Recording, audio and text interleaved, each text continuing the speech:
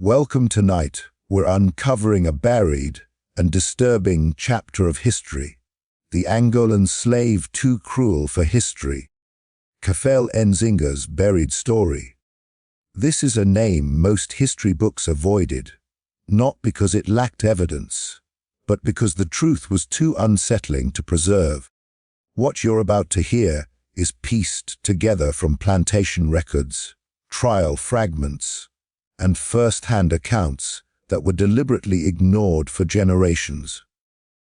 Before we begin, tell me, where are you watching from right now? And make sure to subscribe, because uncovering stories like this takes deep research. Cross-checking real historical data and digging into records most people never see. Cafel Enzinga was born in the rugged interior of Angola, in a region dominated by warlords, shifting alliances, and constant raids. From the moment of his birth, life was defined by brutality and survival. Families were often torn apart by rival clans, and children learned early that weakness meant death or enslavement. Cafel's own household was no exception. His father, a minor local chieftain, struggled to maintain control over his territory, fending off raids while trying to protect his people. Cafel's mother, hardened by the constant threat of violence, taught him that strength and cunning were the only ways to survive in a world that showed no mercy. By the age of 6, Cafel had witnessed countless acts of cruelty, families slaughtered over disputes, neighbors captured for ransom, and children his own age forced into labor or sold off to other villages. These experiences instilled in him a fierce survival instinct and a ruthlessness that would later follow him across the ocean.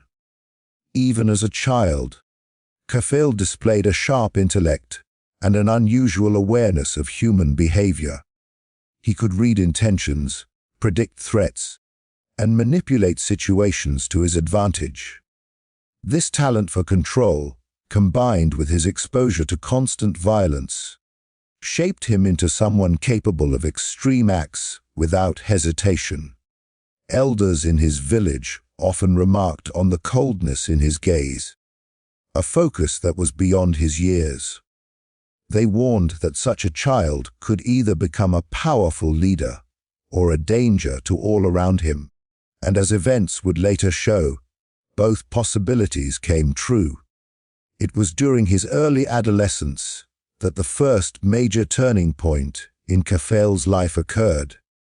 A rival group raided his village, capturing many of the young boys and girls. Cafel was taken alongside them, marked as a prize to be sold to Portuguese traders who frequented the coastal ports. The journey from his homeland to the coast exposed him to the transatlantic slave trade in its rawest form. He saw families torn apart, men and women shackled together and beaten, and the dehumanization that awaited anyone who failed to appear strong. For Cafel, these experiences reinforced his worldview. Only those who exerted power could survive, and mercy was a liability. On the coast, in the holding pens and docks, Cafel observed the traders' methods of control. He noticed how fear could bend people's will, how obedience could be extracted without physical violence if one knew where to strike emotionally. These observations, coupled with his formative experiences in Angola, further sharpened his instincts for manipulation and intimidation. Cafel wasn't just surviving physically, he was learning psychologically, cataloging weaknesses in those around him, understanding hierarchies, and mentally preparing for the world he was about to be thrust into across the Atlantic. Even during this forced transition, Cafel maintained an aura of defiance. He refused to appear broken, and that resistance, combined with his calculating mind, set him apart from other captives. He quickly learned that cruelty could be a tool, not just a weapon, that by asserting dominance over others, he could claim control in a situation designed to strip him of all agency. By the time he boarded the slave ship bound for the Americas, Cafel Enzinga was no longer just a child of Angola. He was a product of a violent world, honed by suffering and observation, carrying the seeds of a reputation that would later terrify entire plantations. Cafel's early life explains the foundations of the man he became, a figure whose story was so extreme and so brutal that later generations tried to erase him. The Angolan landscapes, the clan wars, the raids, and the transatlantic horrors were not merely background to his life. They were the crucible that forged his ruthlessness. Without understanding these early experiences, it's impossible to grasp the depth of the cruelty and cunning that defined Cafel Enzinga, or why history struggled to even acknowledge him. His story begins not in the Americas, but in the relentless, unforgiving terrain of Angola, where the rules were simple: survive or die. When Cafel Enzinga arrived in the Americas, he was no longer just a boy from Angola. He had become a young man shaped by decades of violence, survival, and cunning observation. From the moment he stepped onto the plantation grounds, the air of dominance he carried was palpable. He had been forced into slavery, stripped of his homeland, and yet, unlike many others who arrived broken, Cafel refused to yield entirely to the chains placed upon him. Instead, he began adapting his learned cruelty to the plantation system, finding ways to assert control where others had only submission. The first signs of his extreme behavior appeared almost immediately.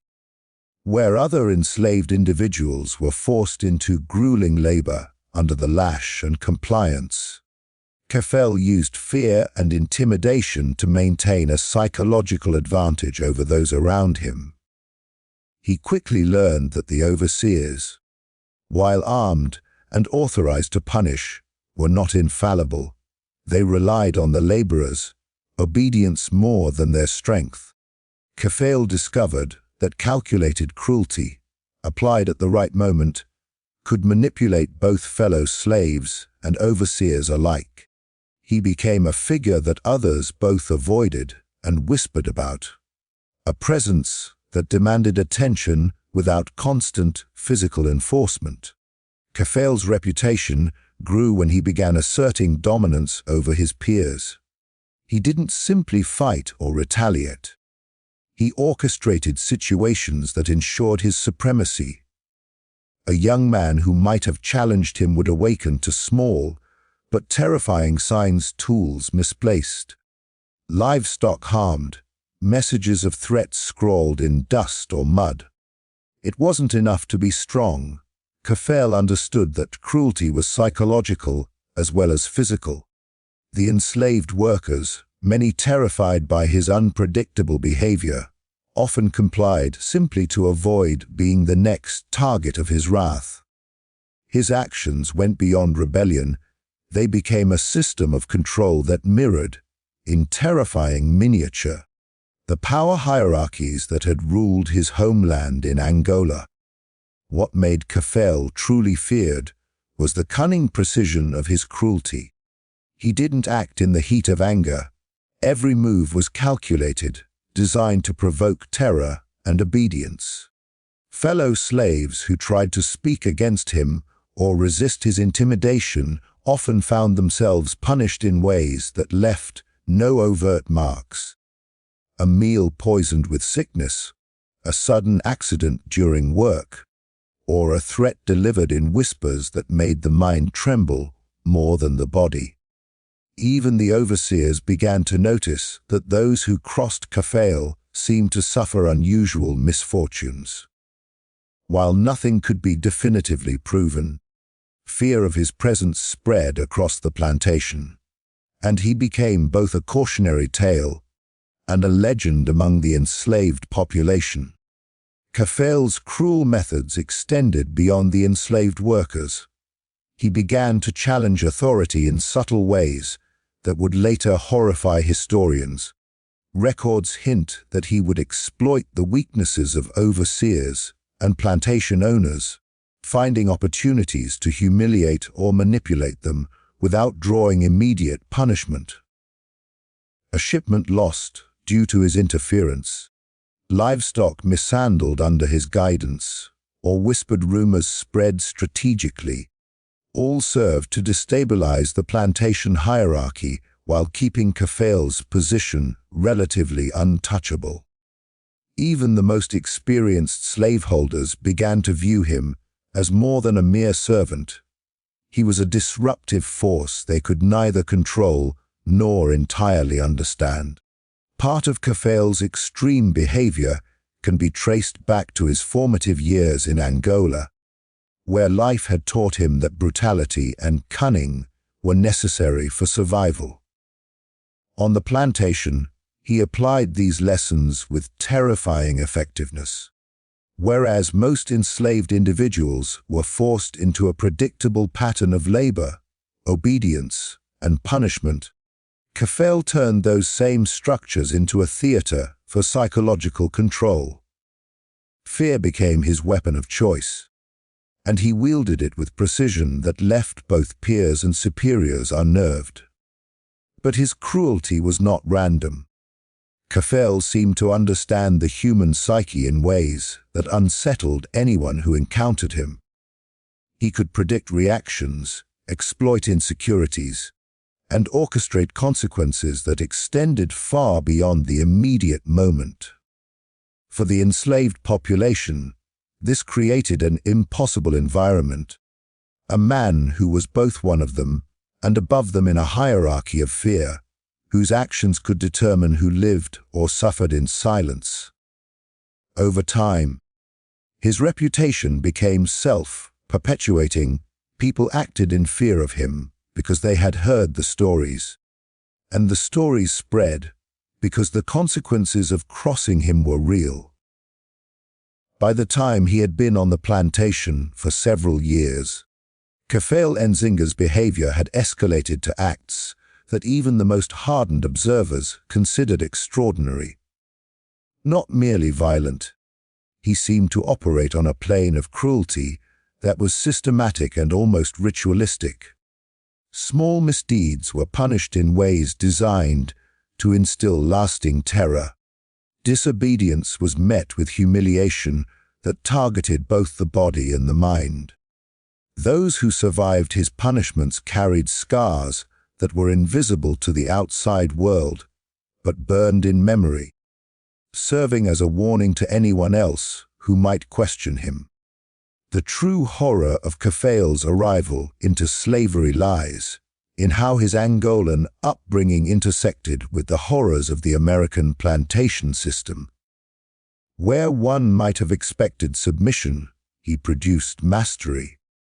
Where the system sought to control him with chains and whips, he found ways to control it in return, and in doing so, he became a figure so terrifying that later historians struggled to record his life accurately, erasing details out of discomfort or fear. In essence, Kafele's cruelty was not an aberration of character. It was the product of a world that had taught him that survival meant domination, and a system that unwittingly gave him the tools to exercise it in unprecedented ways. Cafel Enzinga's acts of cruelty soon escalated beyond subtle intimidation and psychological control, reaching a level that even the plantation owners could no longer ignore. While many enslaved people endured punishment daily, Kafele turned the tables in ways that were shocking and calculated. He did not merely resist or rebel.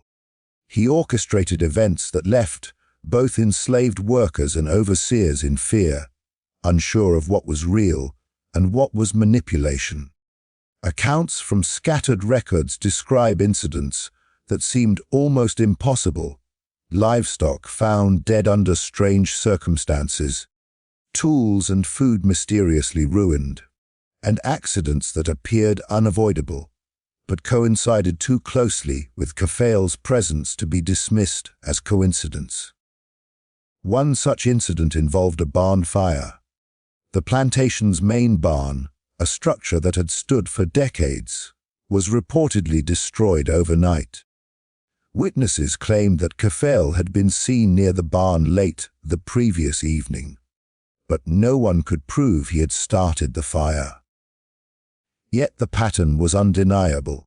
Those who had opposed him or failed to comply with his demands often suffered losses immediately after. The fire not only destroyed valuable property, but sent a clear message to the enslaved workers. Disobedience or challenge to his authority could carry consequences far beyond personal punishment. This was cruelty with precision. It instilled fear without exposing him to retaliation. Kafele's ability to manipulate his environment extended to the overseers themselves. Plantation records indicate that overseers, initially confident in their authority, began to experience strange setbacks. A shipment of crops would vanish, livestock would fall ill, or tools would go missing. While these incidents were officially blamed on negligence or accident, the timing and concentration of misfortunes led some of the more perceptive owners to suspect the hand of someone extraordinarily cunning. It was Kafele. He had learned that cruelty could be subtle and pervasive, a means to destabilize the system that enslaved him while keeping his own position secure. What made his cruelty particularly terrifying was its unpredictability. Unlike ordinary punishment, which could be anticipated, Kafele's actions were deliberate, yet almost random in appearance. A fellow slave who had angered him might awaken to find his meal spoiled with bitterness, or a minor injury inflicted under the guise of work accidents. Sometimes, Kafele targeted those he deemed weak or disobedient, but other times he acted to demonstrate power, punishing individuals arbitrarily to reinforce the atmosphere of fear. This combination of psychological manipulation and physical threat created a climate of dread across the plantation, ensuring that his reputation preceded him and discouraged any attempts at resistance. Kafele's cruelty was also evident in his handling of fellow enslaved children. While many children were left to grow under the harsh but predictable supervision of adults, Kafele imposed an order of his own. Younger or weaker children were often forced into labor beyond their capacity or coerced into serving him directly under threat of punishment. Accounts suggest he used intimidation, threats, and small acts of violence to enforce compliance, establishing a hierarchy where he was both feared and obeyed. This not only reinforced his authority, but also mirrored the power structures he had witnessed growing up in Angola, where dominance and control were essential for survival. One of the most chilling aspects of Kafele's cruelty was the way he seemed to anticipate human behavior. He was able to exploit weaknesses in others, playing on fears, insecurities, and loyalties. For example, workers who were close friends could be set against one another with subtle manipulation. A whispered threat here, a missing item there, a hint of betrayal. Over time, this created a network of distrust that made rebellion or defiance virtually impossible. Kafele's acts were not just cruelty for its own sake. They were tools of survival, turned into a weapon that allowed him to assert power in a world designed to strip it away. Even the plantation owners, accustomed to brutal oversight and accustomed to subjugating their slaves with whips and intimidation, were unnerved by Kafele's actions. Reports describe a growing fear among overseers, who began to see him as a force that could not be controlled by conventional methods. Punishments meant to enforce obedience seemed to bounce off him, and misfortunes often followed those who opposed him. This unpredictability, coupled with the severity of his acts, made Cafel not just a disruptive presence, but a figure of dread, a slave whose cruelty rivaled, and sometimes exceeded, that of the system itself. Cafel's methods extended even to moments of interpersonal conflict. Disputes were rarely resolved with direct violence alone. Instead, he applied indirect forms of suffering. Work would be sabotaged, tools misplaced, livestock harmed, and rumors spread strategically to ruin reputations or isolate targets socially. Each action, no matter how small, reinforced his dominance and sent a message: resistance was futile. Over time, the enslaved community learned that Cafel's cruelty was omnipresent, unavoidable, and far more sophisticated than the lash or the threat of overseer punishment. It was this combination of intelligence, experience, and learned brutality that made Cafel Enzinga's story so unnerving to contemporary observers. He had internalized the lessons of his early life in Angola, where survival required both strength and cunning, and applied them in a new environment where power was typically reserved for the oppressors. In doing so, he became a figure feared by all who encountered him, a slave whose cruelty challenged conventional understandings of control and obedience. Ultimately, it wasn't just the acts themselves that made Cafel terrifying. It was the pattern, the calculation, and the method behind them. Each act of cruelty, each manipulation, each punishment was part of a larger strategy, a deliberate effort to maintain dominance in a world that sought to strip him of all agency. And it is this combination of intelligence and extreme behavior that explains why Cafel Enzinga was considered too cruel for history, a man whose acts were so disturbing that later generations deliberately sought to erase them from the record. The story of Cafel Enzinga became even darker when one examines the lengths to which the plantation and surrounding authorities went to cover up or suppress the consequences of his actions. His acts of cruelty were not simply confined to what could be seen. They extended into the realm of secrecy, manipulation, and intimidation that ensured few witnesses would ever testify openly. Those who might have spoken out about the incidents were silenced in ways both subtle and terrifying, leaving the historical record patchy, fragmented, and deliberately misleading. Plantation overseers and owners, many of whom were accustomed to strict control over the enslaved population, found themselves powerless to stop him, or in some cases, terrified to intervene, because the repercussions were unpredictable and severe. Witnesses who reported or hinted at his extreme behavior often suffered sudden accidents that removed them from the narrative entirely. One record mentions a young man who had been helping a neighbor investigate Cafel's tampering with crops. He was found drowned the following morning in a shallow creek. No one could explain why he had been alone, why he had fallen, or why his screams were unheard. But those who knew the circumstances whispered that it was punishment for challenging Cafel's authority. Others were struck with illnesses or injuries that appeared as natural misfortune, yet coincided suspiciously with acts of defiance or even curiosity regarding Cafel's actions. Over time, fear spread not just among the enslaved community, but also to anyone who might have documented the events for outsiders.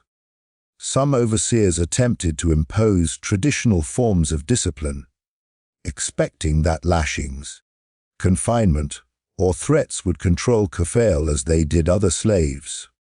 However, these measures frequently backfired.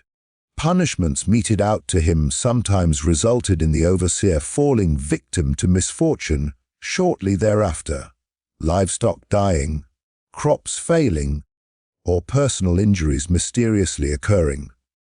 These coincidences, combined with Cafel's reputation for intelligence and cruelty, created a climate of paranoia. Many overseers chose to remain silent, recording only neutral observations or omitting details that might incriminate him. The more the owners tried to suppress the chaos, the more the story of Cafel's influence grew in whispered accounts among both the enslaved and free communities. There is evidence suggesting that some of the silencing extended beyond fear of physical retaliation. Plantation records indicate deliberate omissions in logs, reports, and correspondences that mention him. Entries concerning missing laborers, destroyed property, or unexplained deaths were often altered, rewritten, or simply left blank. The language used in official documentation is vague, referring only to losses, accidents, or unfortunate events, with no attribution of responsibility. Historians later determined that these gaps were unlikely to be simple clerical errors. They were systematic efforts to obscure Cafel's actions from posterity. By manipulating records and intimidating witnesses into silence, the plantation effectively erased much of the evidence of his extreme behavior. Even within the enslaved community, silence was enforced through fear and social manipulation. Cafel was known to target anyone who shared what they had seen or heard about him. Families who tried to warn others were threatened or subtly coerced into obedience. Children were disciplined, not for misbehavior, but for the act of speaking about Cafel's deeds, ensuring that stories remained fragmented and controlled. This created a hierarchy of terror. While he exerted dominance over all, those with knowledge of his most terrifying acts were too afraid to transmit them fully, even to the next generation. It was a chilling system in which secrecy became survival, and the truth was buried alongside those too intimidated to tell it. Some of the most significant cover-ups involved deaths that coincided with Cafel's manipulations. Enslaved people who opposed him or questioned his methods sometimes died suddenly, whether through mysterious accidents, unexplained illnesses, or other misfortunes. Plantation authorities often attributed these deaths to natural causes or the harsh conditions of slavery, masking Cafel's involvement entirely. This further cemented his reputation as someone untouchable, a figure whose cruelty could not be challenged openly without risking life or livelihood. The combination of fear, intimidation, and cover-ups ensured that his story was partially erased, even as it continued to spread in whispers, becoming a legend among both the enslaved and those who managed them. Even outsiders who attempted to investigate Cafel's behavior often found themselves stonewalled. Local magistrates, priests, and traders were aware of rumors, but rarely recorded them in official accounts.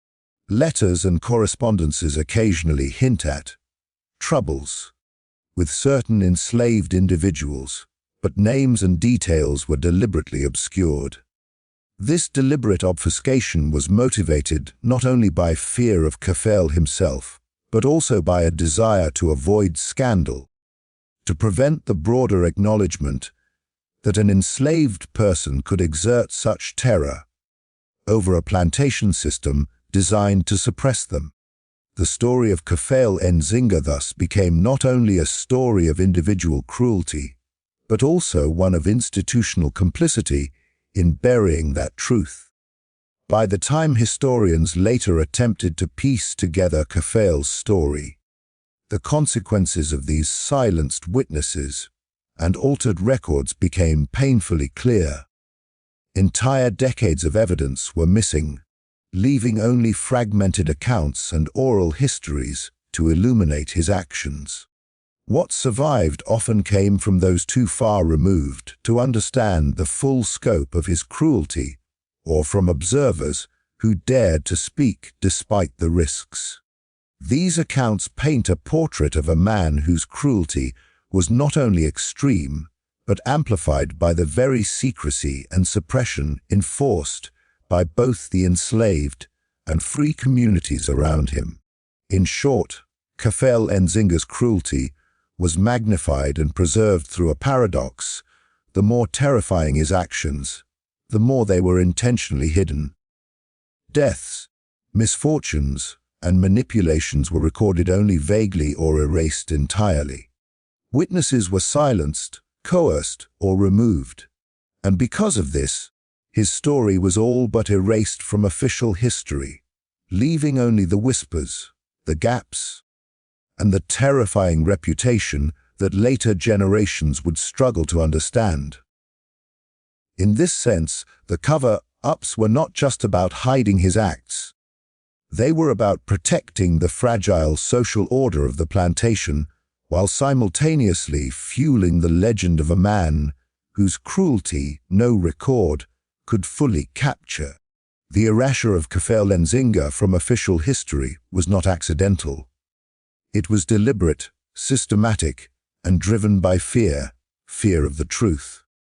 Fear of what his actions revealed about the fragile social order of slavery, and fear of the uncontrollable power that an enslaved individual could wield. Cafel's cruelty and cunning had left an indelible mark on every plantation he touched. Yet those marks were inconvenient for the narratives plantation owners and historians wanted to preserve.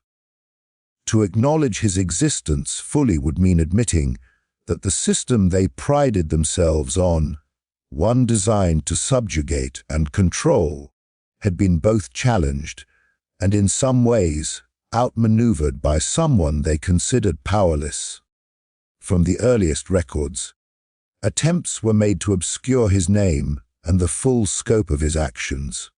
Plantation logs, which typically chronicled daily labor, punishments, and property management, contained only vague references to troubles or losses without attribution, deaths, injuries, and misfortunes that followed Cafel's interventions were often labeled as accidents, illness, or mismanagement.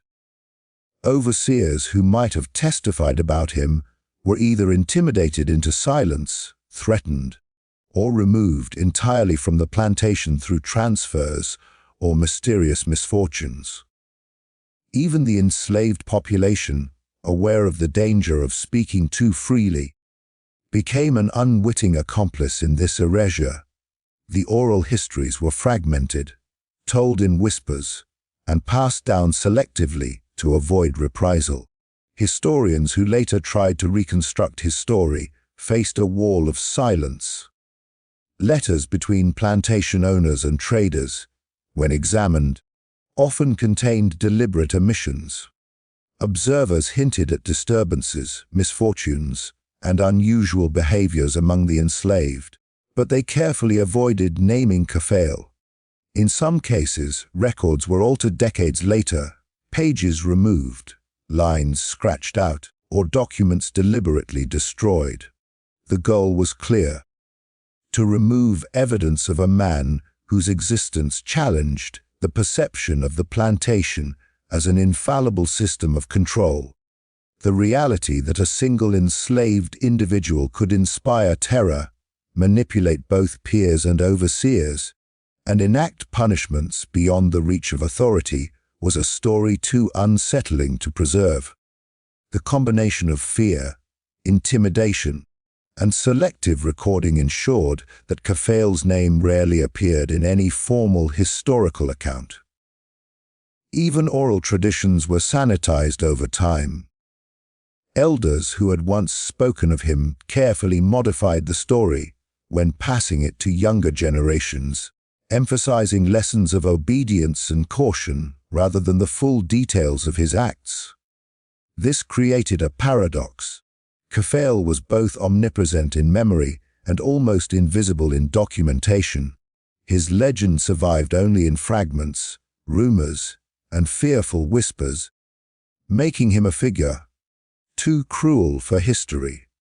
Not because he did not exist, but because those who controlled the narrative wanted him to disappear. Part of this erasure also stemmed from the psychological discomfort his story provoked. Cafel Enzinga was not a simple villain or rebel. He was a product of both African and American contexts of violence. His intelligence, strategic cruelty, and defiance of the established order forced anyone aware of him to confront uncomfortable truths about the system of slavery itself. That it could be undermined, that power could exist outside the planter class, and that cruelty could manifest in ways no overseer could control. Preserving his story would have been an admission that the institution of slavery, which claimed total dominance, could be challenged and even exploited by those it sought to dominate. For slaveholders, historians, and bureaucrats alike, such a revelation was too dangerous to leave on the record. Moreover, Cafel's story threatened the sanitized versions of history that later generations preferred. While many historical accounts sought to reduce the brutality of slavery to economic transactions or labor statistics, his life introduced chaos, intelligence, and moral ambiguity that complicated simple narratives. Recognizing him meant acknowledging a man who, despite being enslaved, exercised agency in terrifying and transformative ways. This defied the image of enslaved individuals as passive victims and disrupted the comfortable hierarchy that both historians and society wanted to preserve. To erase him was to restore order, to return the story to something digestible, neat, and controllable. Over time, Cafel Enzinga became almost mythic precisely because of this deliberate erasure. Without full records, speculation and legend filled the gaps. Tales of his acts of cruelty, cunning, and survival circulated in oral traditions, whispered among the descendants of enslaved populations, and sometimes noted by outsiders as rumors too frightening to verify. The lack of documentation paradoxically amplified his legend. The very attempts to bury his existence ensured that curiosity, fear, and fascination would keep his story alive in fragments. By the 20th century, Cafel had transformed from a historical figure into an almost spectral presence, a symbol of both the untamed consequences of human cruelty and the power that could emerge from oppression. Academic texts and official histories ignored him, leaving only footnotes, brief mentions, or cautionary tales among oral accounts. Yet the absence of his name did not erase the patterns of fear and destruction he left behind. In the communities where he had lived and acted, older families could still recount incidents attributed to a mysterious, cruel force, often without ever naming him. This deliberate burial of his story ensured that Cafel Enzinga became a ghost, not just in spirit, but in history itself, present in action but absent in formal record. In the end, Cafel Nzinga's existence was buried because it was inconvenient, dangerous, and uncomfortable for those who controlled the narrative of slavery. His intelligence, cruelty, and capacity for domination challenged the perception of control that plantation society relied on. It was easier to erase him from official records than to confront the truth he represented, that even within a system designed to oppress, one individual could wield fear, manipulate power, and leave a legacy too potent to ignore. And so, Cafel Enzinga lives are not in history books, but in whispers, fragmented memories, and the stories too terrifying to be formally recorded.